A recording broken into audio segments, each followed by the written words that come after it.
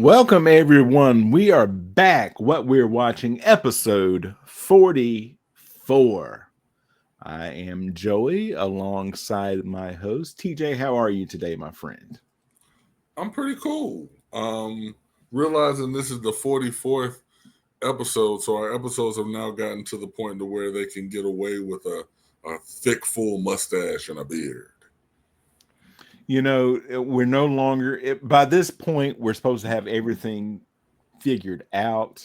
We're We're supposed to. supposed we're supposed to have like a retirement account.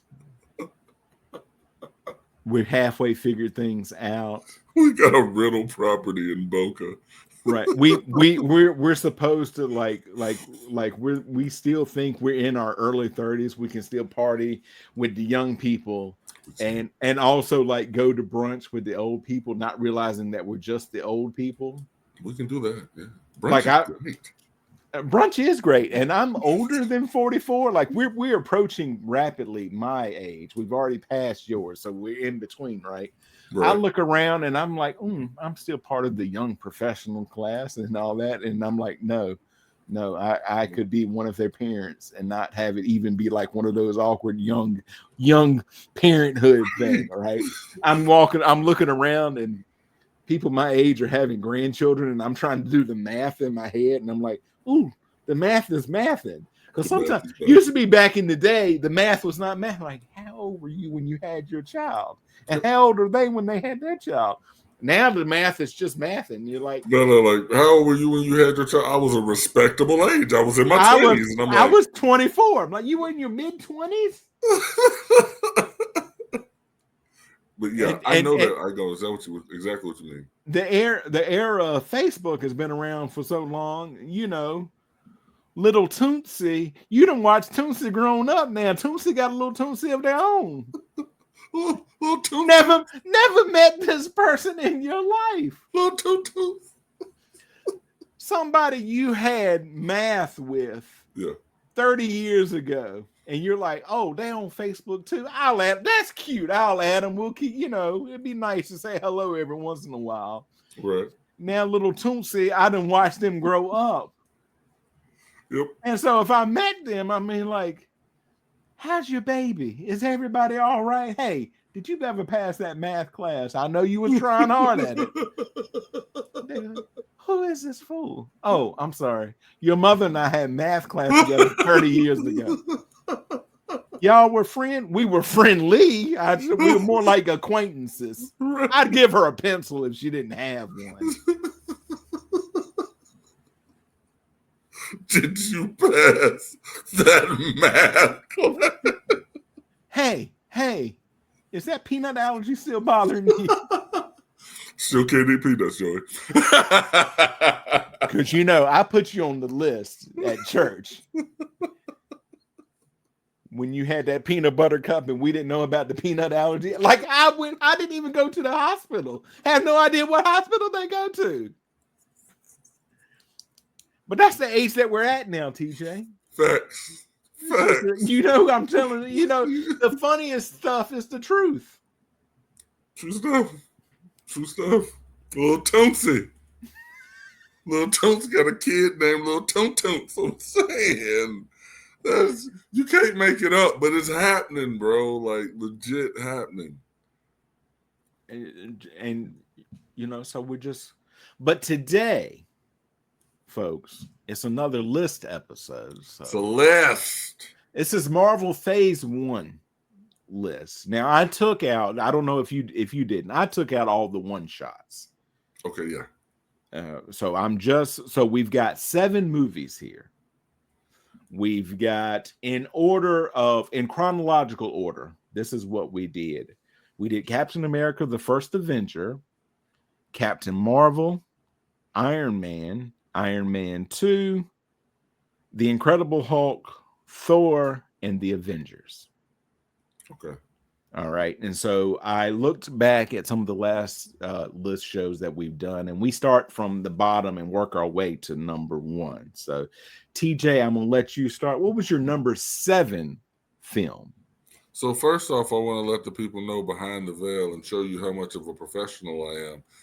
I knew this was a list episode, but I was ready for the wrong list episode. So let me tell you who my my lowest ranking Marvel out of Phase One. Unfortunately, it's going to have to be Captain Marvel. It's not my favorite. And it has nothing to do with Brie Larson. Like, Right. there's a whole lot of smoke around the marketing and all that stuff. I got no issues with that. It's just the way that it was done. I felt like it was pieced together, and they tried to put some things in there that we would remember because it's following chronologically, but it's supposed to be towards the beginning, like where we watched it. But it was released before Infinity War, after Infinity War, before Endgame. Right. So they're trying to throw some stuff in. So I don't hate it. Please don't think I'm not bashing. But Captain Marvel will be in that spot for me. What list show did you think we were doing?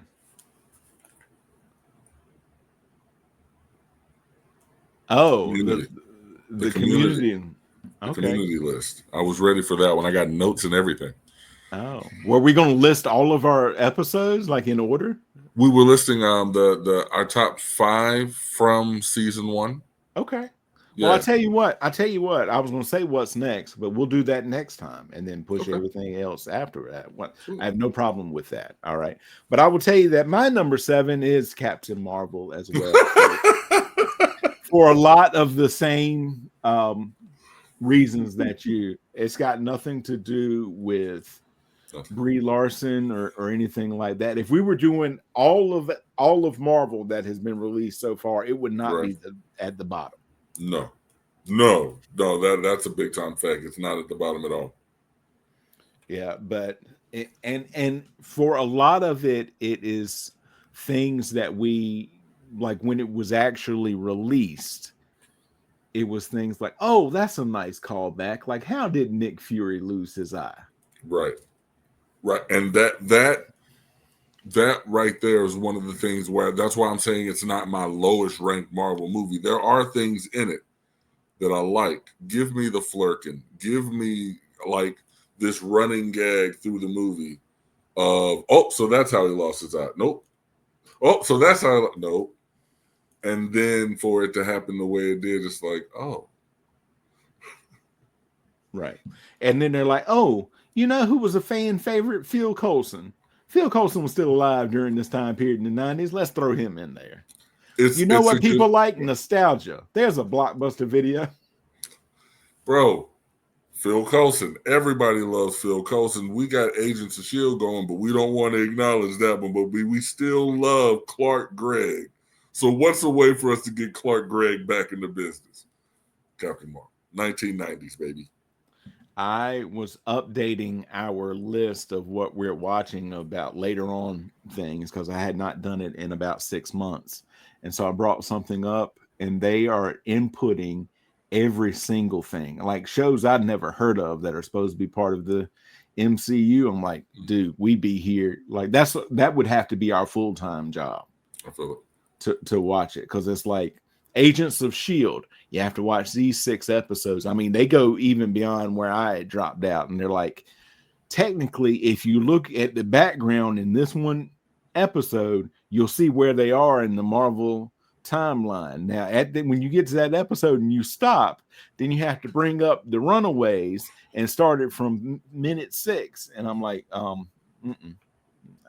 don't have to do that. That's really detailed. Somebody probably did their dissertation on the Marvel Cinematic Universe. That's why they have this information. All right, number 6 for you. Number 6, I'm going to say Captain America: The First Avenger. Now, mind you, Captain America, I thought it was great. I didn't see it in theaters. I got it on DVD, and then I started to watch it. It's one of those movies that I don't mind having on in the background. Mm-hmm. But with regards to just the storyline is there. It's a period piece, though. Mm-hmm. So with regards to being a period piece, absolutely. It's the Marvel version of The Rocketeer. So, yeah, I'm not mad at it, but I'm not going to rate it in my top 3. Okay. All right. My number 6 was Iron Man 2. I like it. Mm-hmm. Just, I like you, I'd put it on in the background, but I felt like at this point they're like, oh, we need to do a little bit of world building here. Plus, they give us 2 villains that I'm not really all that fired up about, in Whiplash and Justin Hammer. But the positives is that we get the War Machine armor and we get the Black Widow introduced. Yeah. For that, but it was one of those things, like the bottom 3 and the top 3. I'm like, ooh, like at any point they could flip. I got you. For this, so that's why I put that at number 6. All right, your number 5. My number 5 is gonna be Thor. Okay. Now, I don't want anybody coming at my neck thinking that I don't care for Thor, because I do. I'm a Chris Hemsworth fan. I like the Thor franchise, even though you're going to find out when we do Phase 2 that I give 2 shits about the Dark World. Or is it the Dark World? Thor in the Dark World? Yeah. So, yes. Yeah, I knew what I was saying. I was talking the right trash. So, this Thor, Thor was cool. I like the build up to it with the post-credit scene leading up to it with his hammer falling down. We see his hammer. I was not the most, aware of all of the lore on Thor before the film. So much has come from this film that I love. So you'll hear me praising Thor films later on. But for this one, those eyebrows, man, those eyebrows did it for me, man. Like, they pop. And it's like, he's like just always excited. But no, like, realistically, it was a good film. I like Jane Foster. A lot of stuff comes from this movie. But it had to fall somewhere. I'm the same way. My number 5 is Thor. And I could wake up tomorrow and switch this with Captain Marvel. I don't have anything against Thor. I think if you were to rank the Thor films, all right, I would switch this one with the Dark World. To me, I'm like you. That's a tough film to get through. But after that, I think if you switch those 2, they get progressively better with that. But again, we're starting to me, it's like,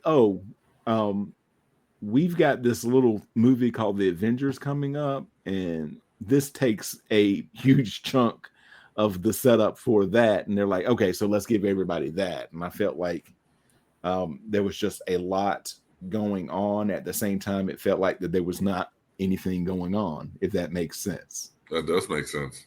Yeah. So your number 4.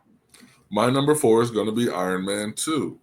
And the reason I have Iron Man 2 a little bit higher, I'm one of those people, I say, you know what? I heard the hate that came for this movie. And a lot of why I liked it was because this was one of the first Marvel movies that made the villain someone that you could sympathize with a little bit. Like, you kind of felt for Ivan. And the thing about it is, again, Mickey Rourke, props to him, because I liked his portrayal. I liked the way that he played the character. And I felt like he did a good job of playing opposite of Tony Stark for the little bit that we got him.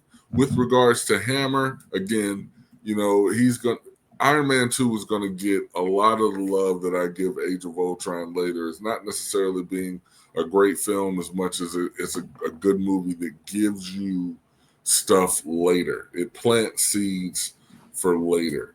So with regards to my transition movie of the year would be Age of Ultron. I'll make that the transition movie of the decade, because everybody hates on it, but so much stuff came from that movie. But yeah, number 4 is going to be Iron Man 2, bud. Nice. My number 4 is The Incredible Hulk.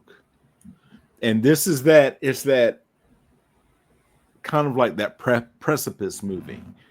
I like it for its story, but it would never the rankings could change. It's never going to get higher than 4 I feel it. in my rankings for this. You get, to me, Edward Norton plays the Incredible Hulk and Bruce Banner a little bit differently than Mark Ruffalo does. Plus, you get a lot of the stuff, like they don't follow up on it until Captain America: Brave New World, but you're going into, because of rights, you're going into things that Universal owns, like Betty Ross and Dr. Samuel Stearns Samuel Stearns, yeah. and Leonard Sampson, the great Ty Burrell, and all of that. So a good movie, like, again, if it, I'd watch it if it came on, but it's not going to get higher than 4 in my book. So your number 3. My number 3 is going to have to be Iron Man. Okay. Because looking at Incredible Hulk and why I'm putting it at 2, I'll give you that reason, Bob. But Iron Man, for me at this point, yes, it started the MCU, did a great job of revitalizing an amazing career. Robert Downey Jr. has been a star since it's happened. And I know he had his trouble. They couldn't insure him. All this stuff going into it behind the scenes. The film itself, I thought they did a good job with the casting all around. I thought, Pepper Potts was cast well. I thought Rhodey with Terrence Howard was cast well. I thought that he played opposite Robert Downey Jr. great in that movie. Finances being what they were, he's out, and I don't even have any hate for Don Cheadle. I thought Don Cheadle did a great job, so we'll be referencing him. Man, it's I mean, now that I've gone back and I've seen, being a student of it and watched it as many times and seeing the Easter eggs and the subtle hints that we could have found out that Obadiah Stane was the bad guy way earlier in the movie if we would have paid attention to the music that he played on the piano. So, yeah, that's where Iron Man's going to fall for me again. Number 3 isn't bad.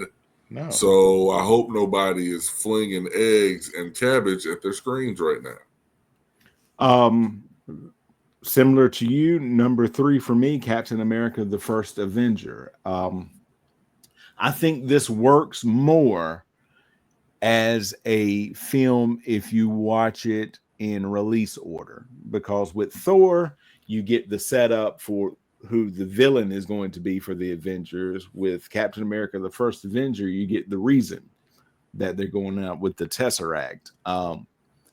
But I will say that if you were to, and I've not seen Brave New World yet, I just never got a chance to see it in the theater, so I'm gonna take that out. But if you rank the Captain America films in order, this to me will always be number 3, which doesn't mean it's a bad film, but sometimes Winter Soldier and Civil War, they will flop back and forth depending on my mood, but that's just because of so good, how good they are. So that's my number 3. What's your number 2? I want to make this point to your, it was weird to me. Captain America was the only character that they could not put in the movie by himself. Iron Man are Iron Man. Thors are Thors. Captain America and the Winter Soldier. Captain America Civil War. It's like, for whatever reason, Captain America, they didn't trust that he could hold it on his own. I don't know what it was, but it was always something. But again, not to take anything away from the films, Winter Soldier, Civil War, great movies. We'll talk about those. Number 2, Incredible Hulk. I did not want to go see this movie. I did not want to go see it, and I ended up going to see it in theaters and falling in love with it.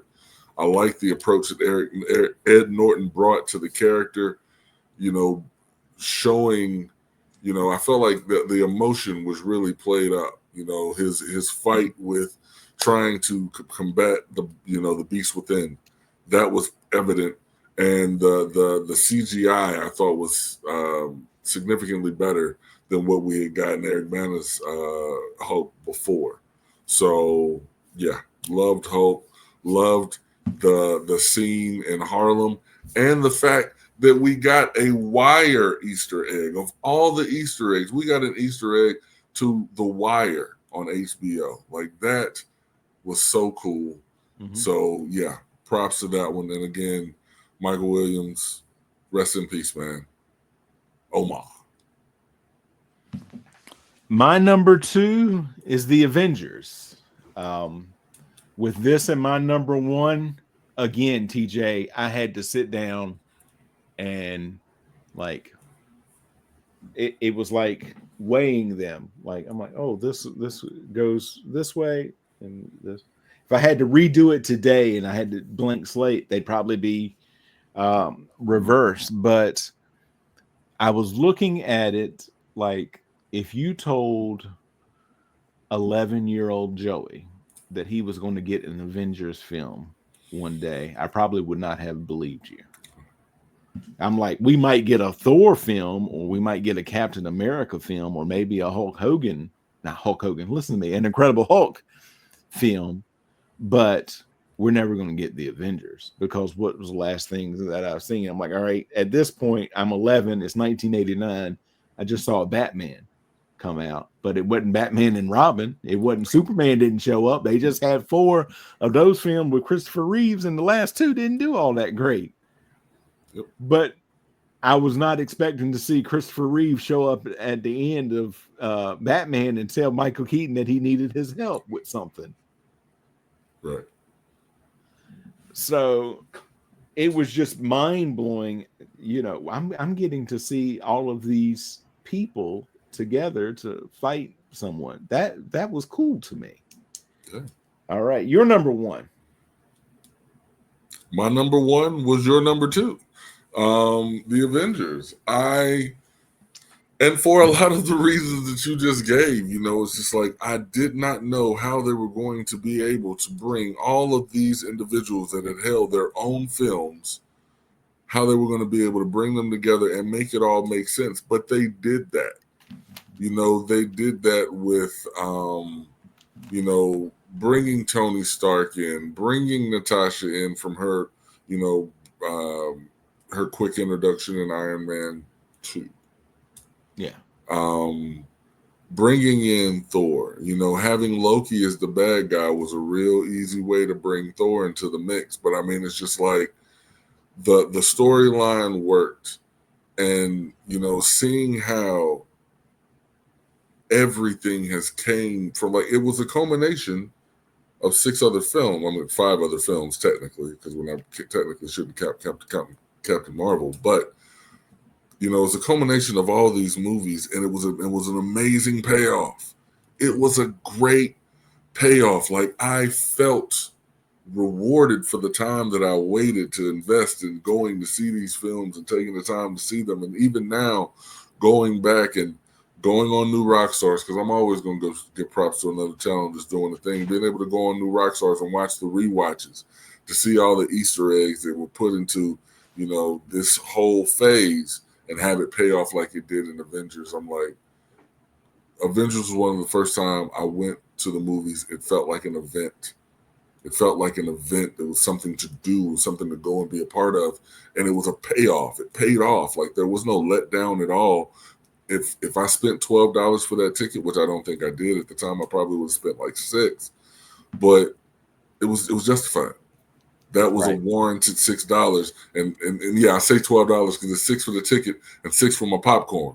So yeah, I felt good for that $12. I could have spent that on a pizza, you know, but hey, I'm glad I spent it there. You know, I'm glad. I wanted to go to the movies. Right. And that was the Avengers. The Avengers made you want to go to the movies. Right. My number 1 is the movie that kicked all of this off, and that's Iron Man. It was a good movie. What brings it to great for me is the times that they kind of tweaked the formula. is that you have the Ironmonger, but at the end he dies. And I'm used to in the comic books, we think he died, but actually no, he lives again, so he can come back and menace him. And I thought, they're going with, because they set it up, they're going with the old thing that Iron Man is Tony Stark's bodyguard. And I thought that's the way they were going. And he goes, you know what?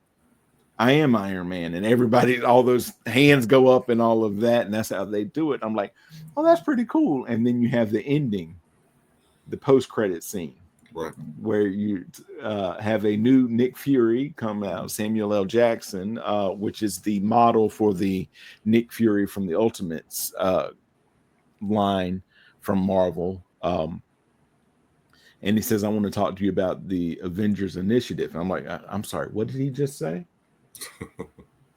And then going after that, because I felt like if you had seen him in the other way, you'd been so lost. Going to see Incredible Hulk and having the end credit scene there. I'm like, wait, hold up. What? That's Robert Downey Jr. What's going on here? Yeah. So to me, I'm like, this is awesome. This is just what they need to kickstart this franchise. That now, it shows that they're willing to take chances and see those chances pay off. So that is cool. So TJ, I've done some magic here. When you talk about what is next, this is what is next, folks. I've got the three things that we've got coming up next. Our next episode, episode 45, will be our Community Season 1 Top 5 episodes. Following that, we're going to skip across the pond, as you will, and talk about Season 1 of Sherlock. And then when we jump back into the MCU, we'll talk about Item 47, the short, as well as Thor: The Dark World. So we've kind of talked about some of our thoughts, but I'm going to give it a fresh look, TJ. I haven't watched it since I watched it, so I will watch it. But I think that it's funny that I did spend probably about a collective 45 to 50 seconds shitting on this film. So that's awesome. But I'll say this: every time that we have watched something that I've watched before and did not enjoy, I did find something that I enjoyed out of it in the rewatch. And even if you don't enjoy it, you enjoy the things that come after it. Yes. And it sets up a lot of things. And we'll do the same thing. I was looking at it the other day. Phase 1, we've set up, if you go chronological order, you set up with Captain Marvel, and other than the movie Captain Marvel, has no other further impact on Phase 1. Phase 2, you get the first 2 Guardian of the Galaxy films. Yep. In chronological order, and they have no impact on Phase 2. They really don't have much impact on Phase 3 until you get to the end of Phase 3. But it's all the world building where you have how these people get together and how Thanos gets involved in it all. So that's going to be fun to see. And I am also excited to see TJ's list that he did a lot of work on. And I threw a monkey wrench into his plans. Because I had an idea. Oh, what's your idea? Because of how awesome we are, our minds are very similar. Right. So if we're doing our top 5 from season 1 of Community, when an episode has been chosen, right, it's no longer available. Oh, okay. That's why I say I did research, because I'm like, if I pick this one, he's probably going to pick this one. So I've got like 10 episodes noted, because I'm like, he'll probably pick X. So if you don't, then like whoever gets the coin flip is going to get Modern Warfare. Like whoever gets the coin flip is getting that one. Yeah. So it's like, but do you put that to make sure you get it on? I'm like, all right, what's your top 5? TJ, you go first. Do you put Modern Warfare at 5? Because I'm gonna say, if that was not the case. So we're not ranking them. Oh, we're just picking top 5 episodes from this season. So essentially, it's like if we were playing Pokemon, and I'm laying out my 5, and you're putting my 5 against your 5. Okay. Yeah. I got you. I can pick up what you're putting down. And then I'm hoping that we can get some community interaction, and they can let us know if they're taking my 5 or if they're taking yours. Okay. I hear you. Interesting. Interaction, baby. There you go. Nice. Okay, I'm gonna have to see. I'm gonna do this with you here. Audio, virtual recording, hotkey. Okay. Well, it says that I can do it because I was going to share my screen when we get to that and put in a random number generator. And if you take all the odds and I take all the evens, whatever it lands on, that's who gets to go first. Okay, that works. I'm for it. And the audience will be able to see that it was done fairly. Right. Although, do you think if they thought it wasn't being done fairly, like would there be panic in the streets? Would there be rioting? I think that there would be some questioning of the integrity of it. They would take a little bit of stock away from our 5s. They'd be like, I don't know how I feel about that 5 because I feel like Joey stacked the deck.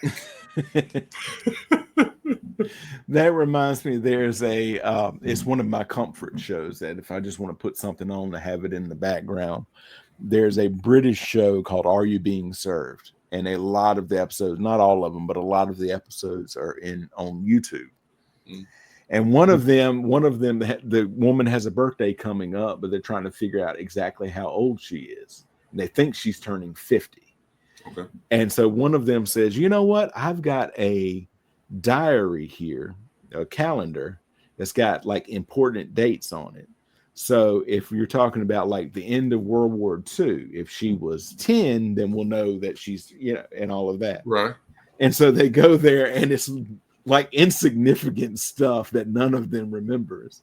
And it says, I can't remember it now, but so-and-so was declared king of the hedgers in this date.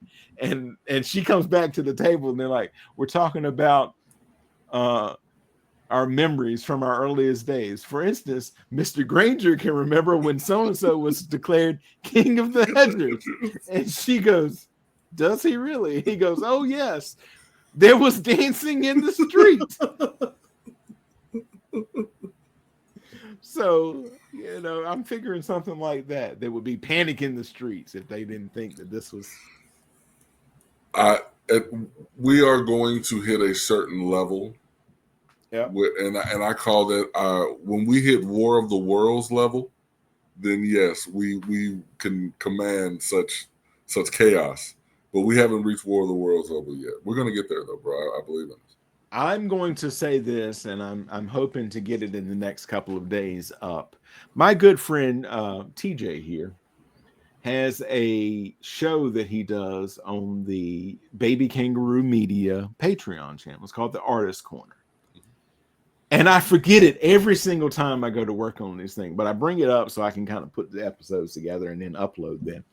You have an introduction to me that's like an 80s or 90s sitcom thing. And it's like, folks, just imagine like an 80s or 90s sitcom. And there's music playing in the background. This is TJ. I'm going to see if I can do it now.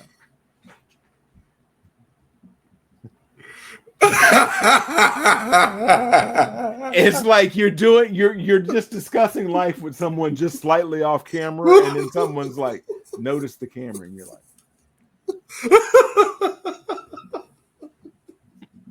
and I forget about it. Like I'll work on an episode, I'll upload it, it comes out okay, it just immediately goes out of my mind. Then you're like, I uploaded the next episode, so I download that and I'm starting to look at it. And I first will play like a little bit throughout the whole thing just to make sure that and every single time it cracks me up. Forget it every single time. You're like, because look, it's the music. The music, that's where it put me in the mindset. It was like, so I'm trying to come up with something because you're like, bro, we got Baby Kangaroo, we got to make it pop. So I'm like, all right, what could I do to be different from the bathtub baristas. Like, I got to do something to be different from the bathtub baristas. So I'm like, I find the music, and I'm like, well, what would the music do? And it's like, back in the day, they would do the steel. So it's like, it's what was it? Family Matters. Mm-hmm. They're talking, and they're talking, and then they just. So I hope that this little tease will encourage somebody to say, let me spend 4 of my hard-earned dollars with the coupon code of Joey and go get the Patreon for a month. Check us out. See, folks, that's what we call a professional. He knew the code. $4 a month. You know, it's originally $5. When I know that somebody's like, that's going to break my bank for the month. I can't go get my second coffee from Starbucks. $4 for a month. Just try it. Just try it out. That's like, if you try it out and you're like, it's not for me, cool, no harm, no foul. You've done it. But I think you're like, hey, this is not bad. This is a lot of bang for my buck. A lot of bang. A lot of bang for a little buck. But so that is what we're coming up with, our community season 1 rankings, like assassin style. If I pick it, it's out. If TJ picks it, it's out. So now you've got to like build, because you got to have, like, of course, I want this episode and I want that episode. But if TJ goes first, he's taking that episode. Now I've got to have extra episodes. You got to be prepared. Right. You got to be prepared, because it is possible to have Modern Warfare in your 5 and still not have the strongest 5. Oh, absolutely. Absolutely. Because it's all about your strong 5. It's not all about. Yeah. It's not about your strongest episode. Right. It's about that 5. It's about that quality, about that average. Right. Right. But TJ, go ahead and plug anything and everything you've got, my friend. We are rounding the month of April, so we've got some filming at the end of this month. We've got a doc to do at the end of this month. We'll be back in the recording studio at the end of this month with another song, and then we will be bringing Pastor John to life in June, traveling with the play Push. So if you want to see me, that's where I'm at. If you want to hear me, I'm still saying petition Joey. If there's not a petition, then I need the petition to be started. Just do one of those, was it monkey genie things where you can get the little survey genie, you know? And I think y'all need to just get it out there, get more people to get behind this, because for every signature we get, that's another opportunity for Big TJ to get on the Joey Harris Show and be able to just show my ass. And y'all want me to. So in order for me to do that, you got to get behind Joey to make it happen. So, boom.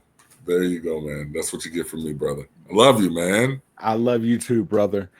Patreon.com/babykangaroomedia. Now, folks, do me a favor. If you've got an iPad, if you got an iPhone and all of that, click on Safari and bring up your your internet and type in patreon.com/babykangaroomedia.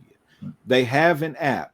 If you order it through the app, it's going to cost you more than $5 or $4 because Apple takes their share and all of that, and it takes longer to do. So just go through the website, order it from that. You'll be good. Then you can bring up your app and listen to everything on the app. That's what I currently do when I have to check everything, and you'll be good to go. As far as social media, I'm all over it. I at the Joey Harris, Joey Harris Comedy at gmail.com. If you want to send me a shout out, email, anything at all, that is where you would get it. And as far as TJ and I go, TJ is going to come up on the upcoming 200th episode of the Joey Harris Show. They never said it would last this long, but it did.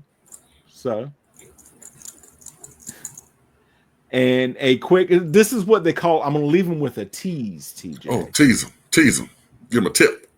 Last July, my friend TJ and I did the Die Hard films. Well, we're going to do something similar this July with another film franchise, but we're not going to tell you yet which franchise it is. I'm gonna let you wonder about it before you little tease. Then you're like, hey, what's going on? But that is that. So we'll leave you with that tease. But TJ, as always, thank you so much. Love you, brother, and we will talk to you all next time.